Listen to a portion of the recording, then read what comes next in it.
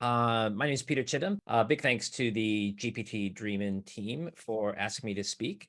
This talk is called Generative AI from Beginner to Expert, and what exactly is an AI model. I should be joined in a bit by Jitendra. And why aren't my slides? There we go. There. Jitendra is a managing technical architect from IBM, and I put my job title on here as machine learning Padawan with no master, because I am slowly trying to go back to the very basics of AI and kind of build up my knowledge. Um, um, quick agenda. We're going to cover what is an AI model, go through some basic model, go through a basic model example with linear regression, do a big overview of common models, and then we should have a section at the end on transformers and LLMs, and then just a quick slide at the end to kind of what are some of the things coming next. So yeah, what is an AI model? When somebody says that word, what exactly does that mean?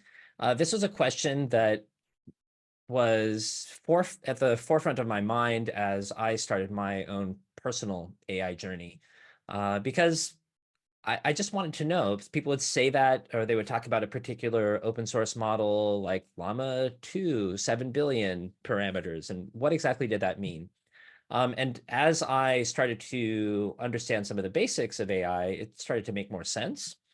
So a lot of this part of the talk is really about me trying to answer that question for other people. If you hear that word model and you're not sure exactly what it is, well, hopefully you'll walk away with an idea here.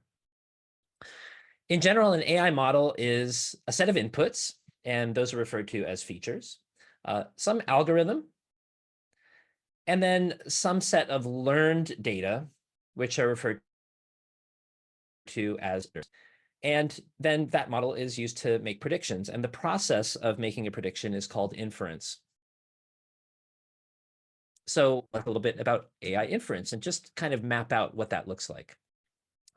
So we have our, as we said, model is an algorithm and some learned data. We call that data parameters. We pass in some input data or those features, and then that produces a prediction. That's our output data. Now, the elephant in the room is, how did it learn the data? And that is the process of model training. So very similarly, we start with an algorithm. And usually you'll have chosen this algorithm based on the data that you have and the kind of problem that you're going to solve. And that'll be go through a list of more of these AI models. In the training process, you take your data, what those features are, and you pass them in with parameters that you don't know yet. You're basically going to take a guess at what those parameters are. So you're going to send those into the algorithm, and then it does that inference process and does an output. Now, this output could be, let's say for an example, you're trying to predict the price of something. Part of the next step is to take that output and measure it. How good of an output did you get during training? That measurement is called a cost function most of the time. You then make some small changes to those parameters, and then you try again. And the training process basically goes through this same cycle over and over again. It could be hundreds, thousands of times, until you get to a point where your parameters will make good predictions going forward. So let's take a look at a concrete example using simple linear regression. Okay, so we'll use this use case is based on house data, predict house prices. And of course, so one piece of data that we'll have for every house that we want to use for our training is a house price. And then we'll have all of the other data about the house. So that could be the area in square feet, number of rooms, postcode, other geographical information, the size of the lot. Any of those kinds of things could be data that could go into the model. As we said, linear regression, this is a very basic machine learning algorithm. It's probably the most basic of ML algorithms. And if you've done statistics, it's the same linear regression that you've heard in your statistics class as well.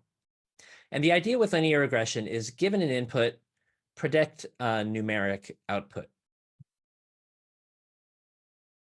So if we take this back to our example and then simplify it, and let's say for our input feature, we're just going to have one single feature, and that's the area in square feet.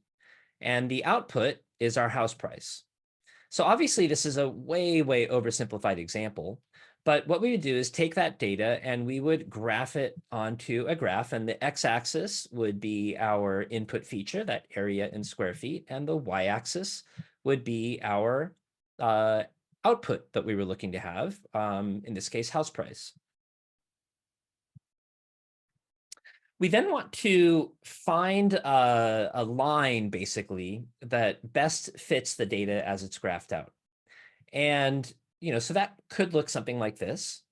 And, if this was the line, there are two pieces of information that are key to actually making the prediction of some unknown square footage. And that is the bias, and that is basically the intersecting point of the axis, and the slope, which is the the amount that the line up and down and side to side. And those actually are our parameters in this case, right? So bias is one, and then the slope is referred to as weight.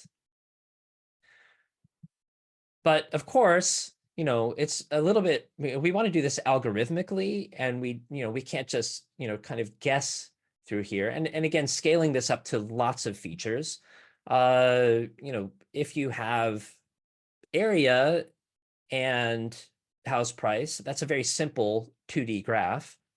But if you have 10 or 20 features, now you have a 10 or 20 dimensional graph, and there's just no way to really visualize that. So algorithmically, what happens in training is we take a guess, right? So let's say this is our first guess. Once we make that guess, remember we said we want to measure how good a guess that is. And in the case of linear regression, the cost function, the squared error cost function, it looks for the difference between the actual data and the plotting of the line. And it comes up with an average of that data for a score. And that is the error or the cost of this particular guess. So as we said, we repeat this process over time. We're going to have different guesses of our weight and our bias. And eventually, we're going to get to a point where we come up with the next guess isn't changing enough for us to feel like it's worth it to keep on trying new guesses, or it could be a very close to zero value number. But one way or the other, we decide that this is the right weight and bias for this line, and we'll have said that the model has converged. We now know the weight and the bias, that if we go and do inference with this, so for instance, we come up with a new square footage value, we can take a pretty good guess at what the cost of that house is going to be. And that basically is how linear regression, or at least simple linear regression, works. Of course, coming back to reality, we are never doing this with one single value in production. So here, of course, we might have the area, the number of rooms, the postcode, distance to schools, all those other features. But the same process that we use for simple linear regression works just as well with linear regression with many features like this. So, that doesn't change except that you just have a bit more complexity, a bit more computation, but the same process exists to be able to make guess for a house price based on the data that we have, some new data that we have. And just a quick reminder, there's no finish line for good data. There's constantly new data that's coming in. There's data that's aging out that you might not, or that be data that you're not allowed to use anymore for privacy purposes. And for some models where the models learn as they are doing inference, there's something called data drift that can occur where the model might have been fine, but through the process of just being used, no longer has an output that is giving you the results that you want. And so for all of these reasons, the process of retraining and then redeploying model is something that is continuous, in fact. It's not just get a model, use it, and you're good to go. So let's do a quick overview of what I think are probably some of the most important machine learning algorithms out there. There's some broad categories that we should be aware of. The first is supervised learning. This is basically what linear regression is and other algorithms like that, where you have some data, you understand that you want. So you have both of those and you use those to train the model, and you basically find correlations between that data. Unsupervised learning is where I have some data and I'm just going to feed it into a model and it's going to find the correlations for me. So I don't have these outputs, or sometimes what are called labels, or targets. So that's unsupervised learning. And then reinforcement learning is really important. It's actually used in a lot of LLMs today. What reinforcement learning does is, given an environment, go and learn something about that environment in order to operate independently in that environment. And I say here environment or problem space, because the way that reinforcement learning is used in LLMs, there's not really an environment. There's really a problem that reinforcement learning is trying to solve in each case, like a particular tone of voice for a large language model or something like that. So those are the broad categories. Here's a big list of a whole bunch of algorithms. I'm not going to read through this. I'm just going to power through several slides that describe some of these. There's a basic classification algorithm called logistic regression.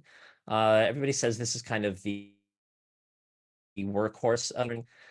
And what you can see here is that we have a model again, and in this case, we have some discrete set of values that the model is going to predict. And the important thing here is that for linear regression, it's producing a number output, and it's potentially, or theoretically anyway, an infinite possible values that could come out, or an infinite possibility of the guess that might actually come out. With classification, you could use classification for a discrete numeric set, like number of children, for example. That would actually be a classification problem versus a linear regression problem, most likely. Now, neural networks are basically taking smaller machine learning algorithms and stacking them together. And of course, neural networks are that's the foundational architecture of everything that we do in machine learning today. The idea here is that each layer fed in all of the data of that you're going to train it with.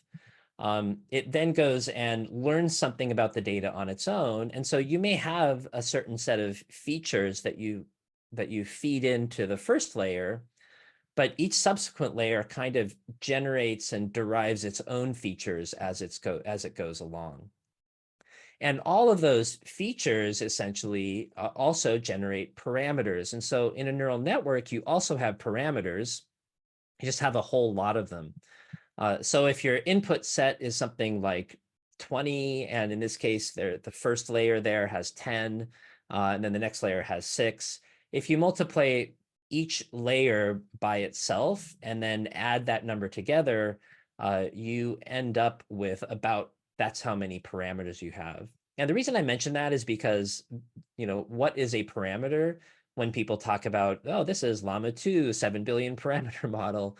It was one of the things I most wanted to understand. It is basically, that data that has been learned about the input data is a good way to put it.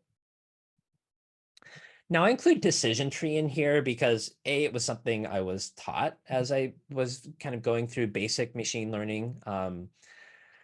It's not a sexy algorithm, but what it does have going for it is that the architecture of decision tree automatically gives you information about how a particular decision was made or how a particular classification was made.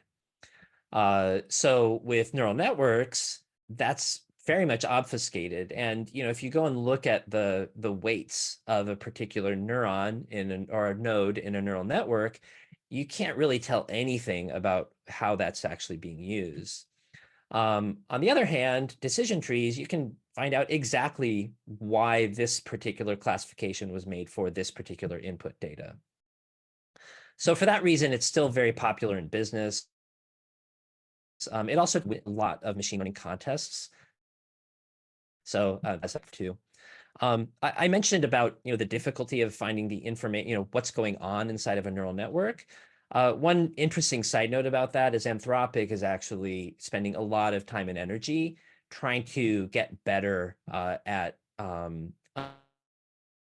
understanding what's going on inside of an LLM. They call that interpretability. I've heard it also referred to sometimes as observability. They're slightly different, but they kind of accomplish the same thing.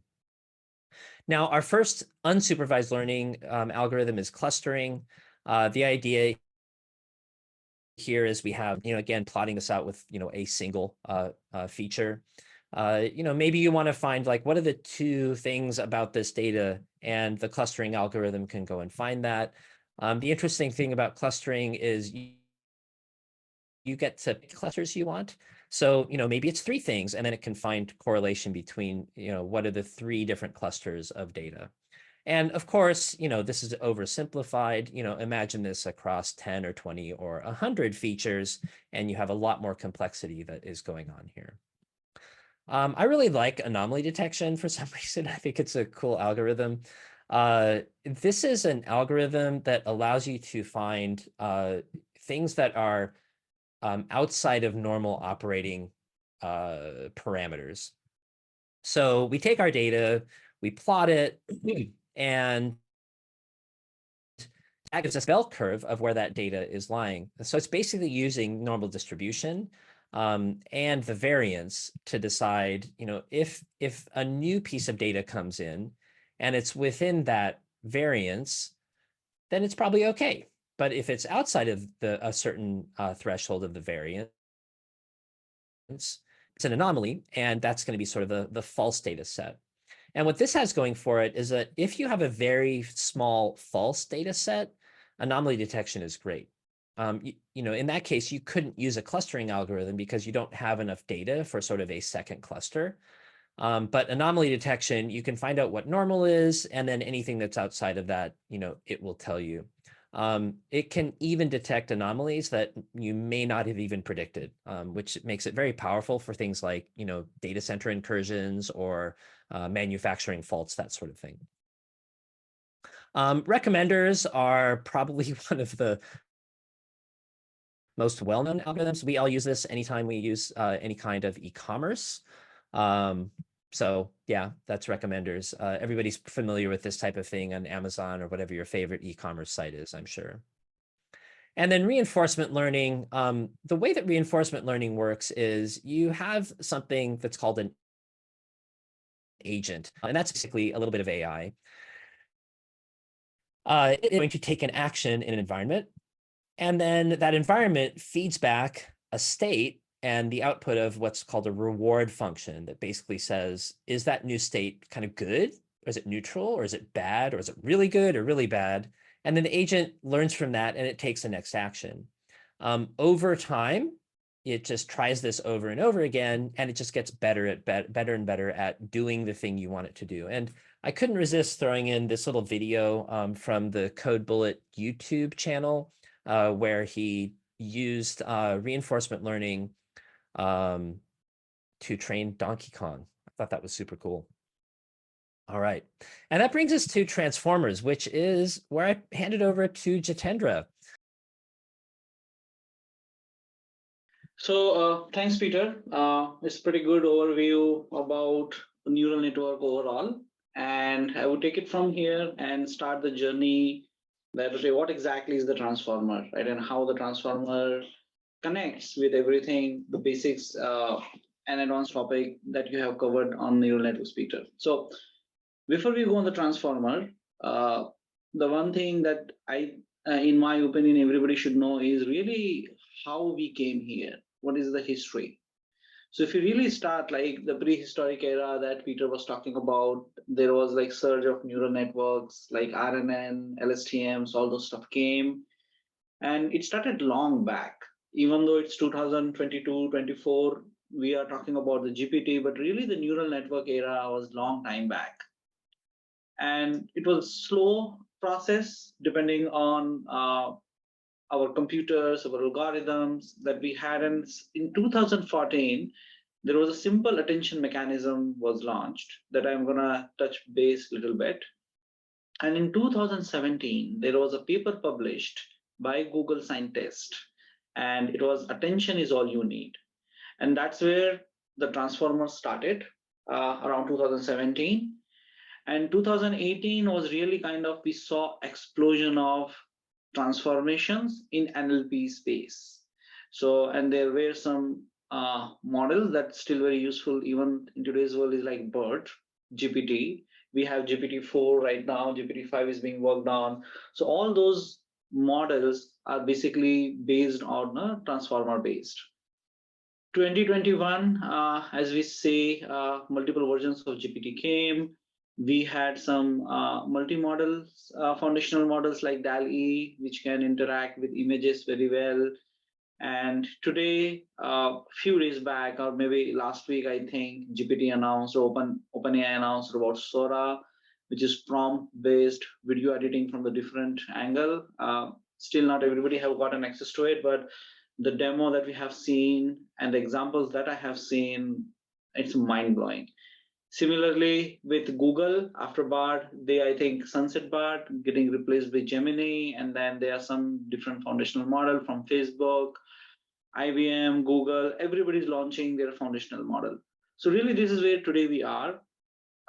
Future is going to be pretty exciting on the basis of we see the history of all the AI, neural network, machine learning. We really see transformer in the last 6-7 years has changed everything. Nobody was thinking that we would be able to talk to computer in the human language, and day by day, every day, new foundational model is coming up on the basis of the transformers.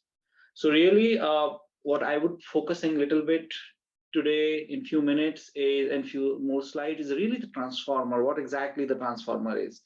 Now there's so many other demos. We can go ahead and we can see how Salesforce or any other technology for that sake, like AWS, can connect to the LLM models, how you can train them, how we can fine tune them, how we can use RAG to provide our custom databases and talk on a bit on the top of our own data. But this session is really very, very basics about the transformers. So with that, let's understand what are the transformers. So transformers were really developed to solve the problem of sequence transaction. So when we say sequence transaction is like neural machine translations. If you see this diagram, the small GIF image, if you see is green is really where we put an input sequence of text. Then our model is represented in the blue, and this is the outcome. Now it can be language translation, it can be Q&A, but this is really the magic happens in the blue box, the transformers. And it's really a type of kind of the neural network architecture that have gained popularity in the last few years, right? And they're recently used by OpenAI, as we see like in the GPT, their language model, DeepMind also used it, the transformer in AlphaStar. I'm not sure if you know the AlphaStar. Their program was able to defeat a professional StarCraft player, completely trained on the transformers.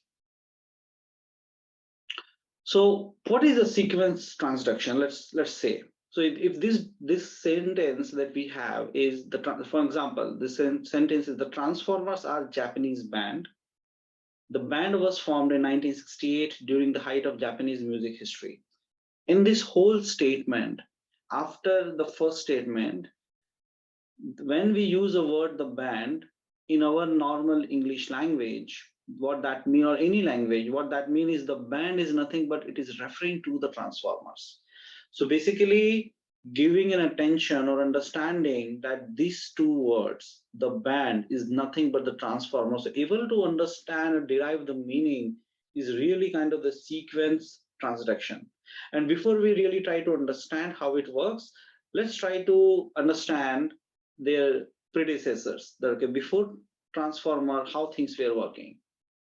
So very famous, well-known RNN, recurrent neural network was there, which was used to translate language from A to B. It worked like a charm, very basic. And what basically it says is A is our neural network, and X is our input, H is our output, and it gives feedback to itself. So you put a sequence of string as an input to the neural network. Neural network processes it. And let's assume the example is the language translation. Let's say from French to English, it would be able to translate it. Now, how really it works and why the RNN is very popular even today's world for the basic machine learning and understanding how the neural network works is really, if we unfold this diagram, it's nothing but the feedback to itself.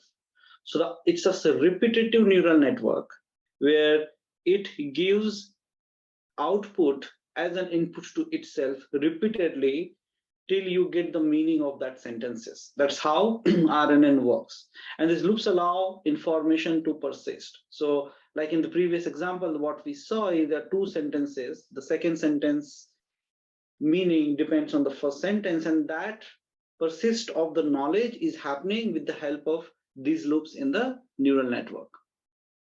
So let's see how it works in RNN. Basically, so each word is processed separately, and the resulting sentence is really generated with the help of hidden state. So let's assume that we want to translate from French to English.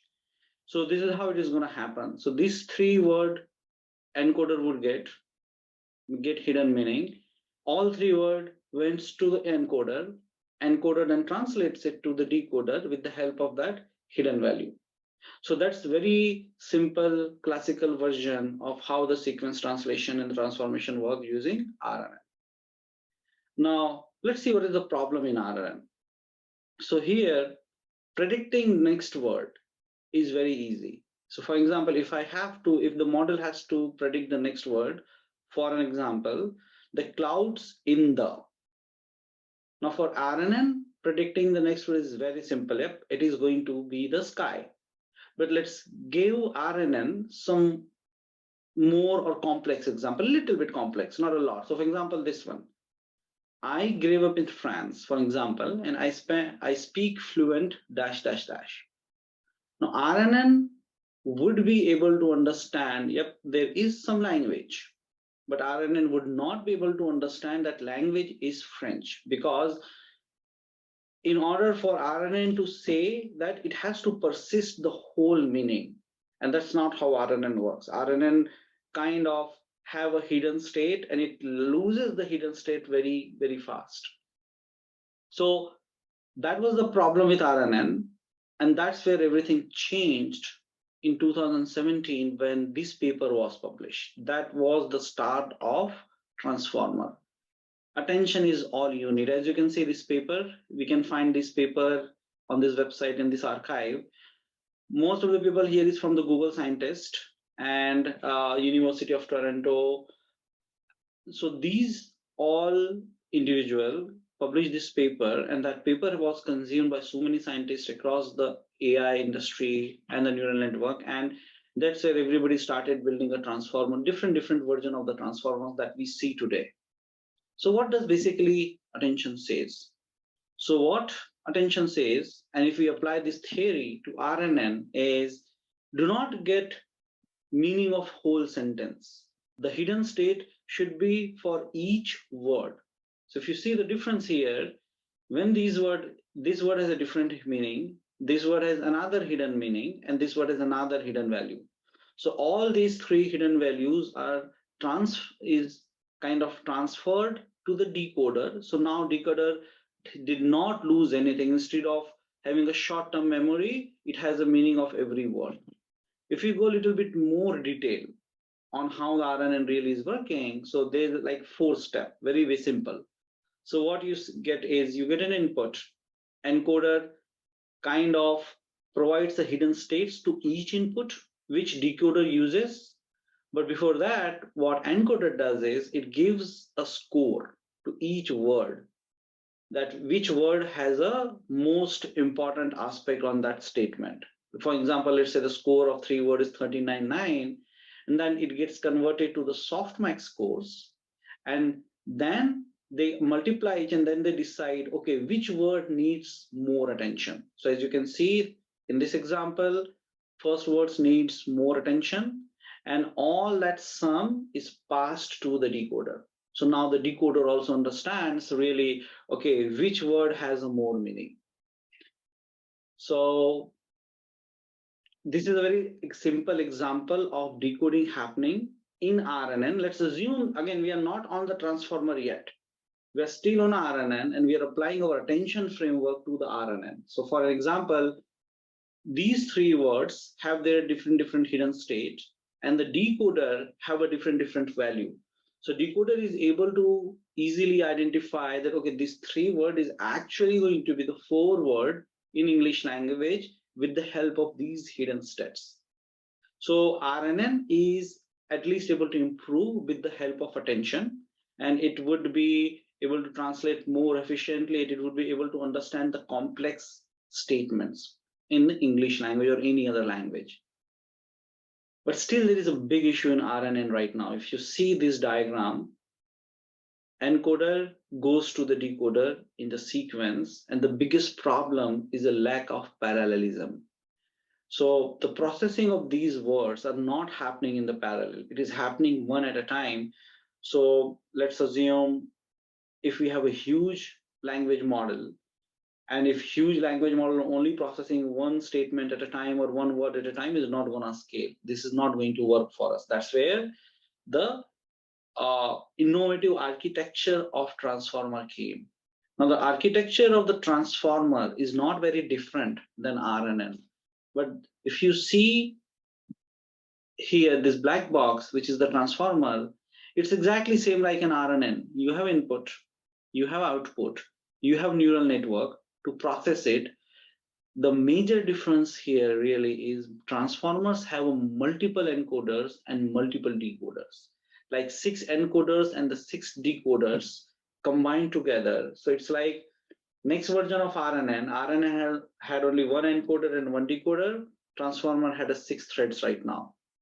Not only that, if you see the architecture, it's not a lot different than RNN, but the most important part here is really a self-attention. So RNN had a hidden value, but in case of transformer, encoder would encode and give the scoring of self-attestation on each word, and decoder also have a 2 layer, but decoder have its own attention middleware here. So decoder also have attention. Decoder knows how to get sense of that attention and then go back in the loop, just like how the RNN does. So let's take one last example here. So there is a concept of multi-head attention in transformer. What that means is you don't give value or hidden state or attention to only one word at a time. So for example, I kicked the ball. If you see how the attention was given to the word kicked is who did what. In this case, if you see here, The transformer, why it's completely different than RNN is, just to summarize, first, it's a parallelism is supported. Next, it has attention layer in encoder and decoder both, and also it has a multi-header. There's so many other things here, but these are one of the most important things that really makes transformer innovative what we have compared to what we had in RNN and everything. So quick references, fine-tune GPT. I took some of the example from there. If you really need to understand how to fine-tune the GPT, you can get this link, and it gives step-by-step kind of the Python code for the Jupyter notebook, and it explains that let's assume that you have to train your GPT on your own data. I'm not talking about the RAG. I'm just talking about the fine-tuning.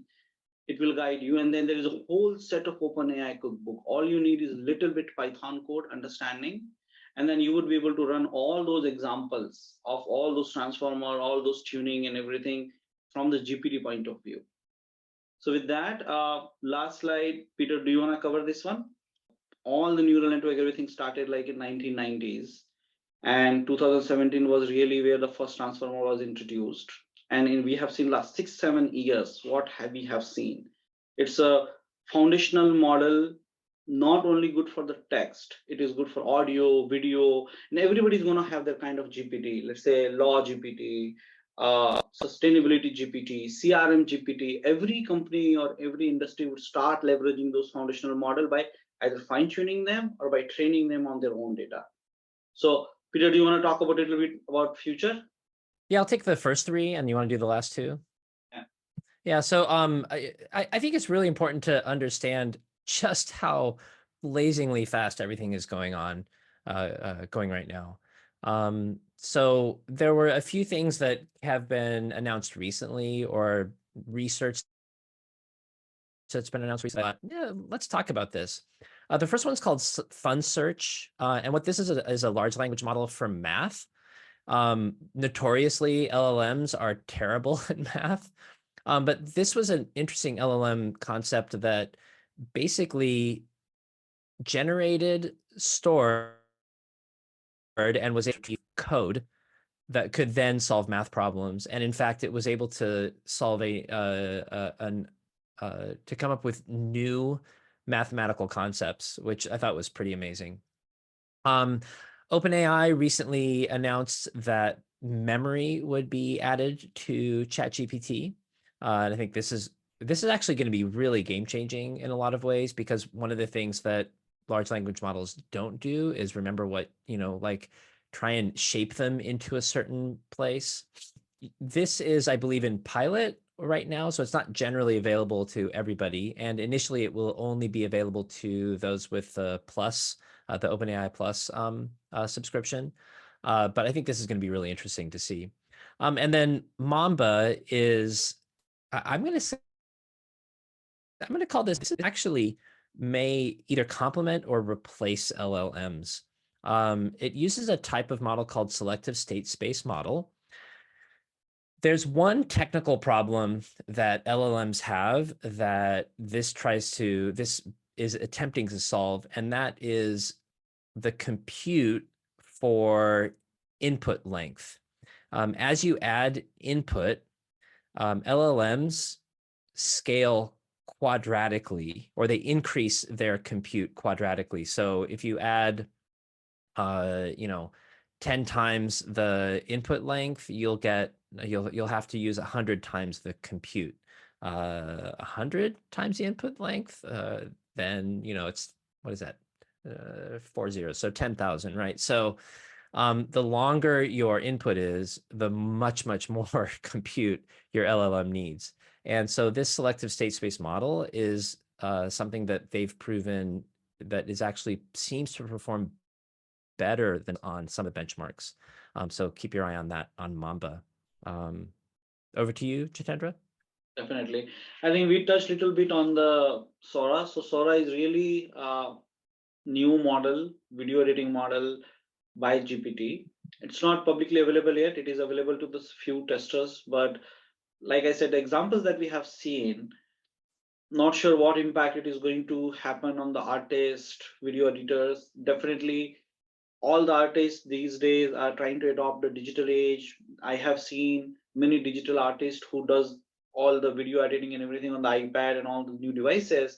I think that line is definitely going to see a huge impact on this video model. It can change your camera position, direction, the sceneries, and it's mind blowing. What if you have seen the example of the Sora? Same goes for Google. I mean, Bart, they have decommissioned, they are getting replaced by Gemini, and it's like multi-model, just like GPT.